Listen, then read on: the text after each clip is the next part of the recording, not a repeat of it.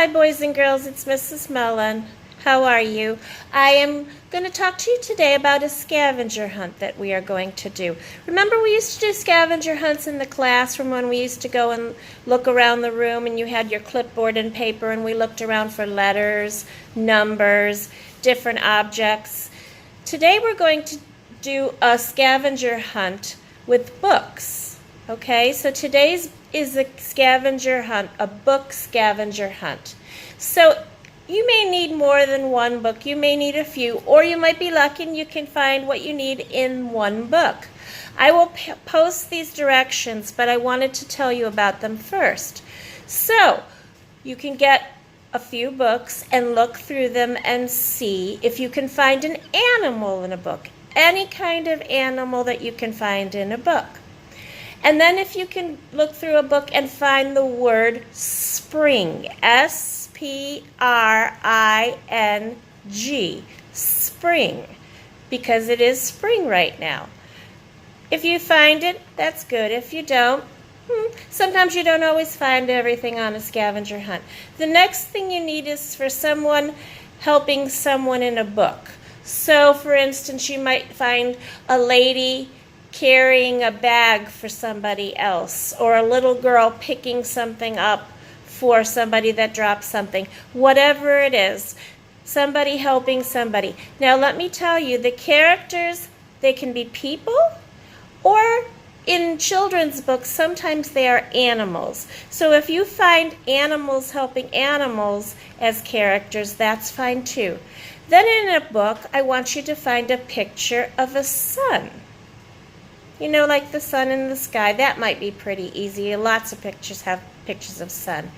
Then I want you to find a book and find a part that makes you laugh. Maybe your mom or dad or brother or sister or grandma reads you a book that you really, really like and it's funny. So find that part of that book that makes you laugh. Then I want you to find a bug in a book. You know about bugs because we talked about bugs, insects, different things like that. So you could look for a butterfly, a caterpillar, an ant, a bee, a beetle, any kind of bug that you can find. So look for a bug in a book.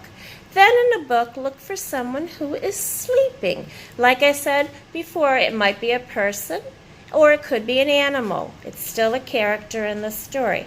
Then look for a character in a book that is eating.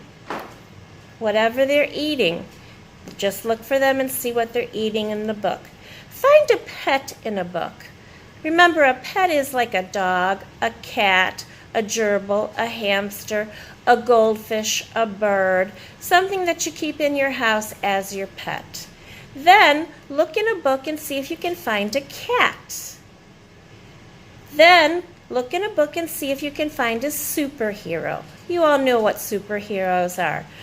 Batman, Spider-Man, Superman, Sonic the Hedgehog. Those are all different kinds of superheroes. So look through your book and see what kind of superhero you can find. Maybe you'll find one, maybe you won't. And then the last thing is look for a bicycle in a book. Either somebody riding a bicycle or just a plain bike. You can also look for a tricycle. A tricycle is a bicycle with a wheel in the front and two wheels in the back that really, really little boys and girls ride, 2, 3-year-old boys and girls. But look for a picture of a bike, a bicycle, or someone riding a bicycle. So those are the things that you should look for on your scavenger hunt. All you have to do is look through the books in your house. If you don't find everything, that's okay. That's what a scavenger hunt is. But it's fun. It will get you up moving, it will get you thinking, and it will get you using your eyes to look for things that you're supposed to look for.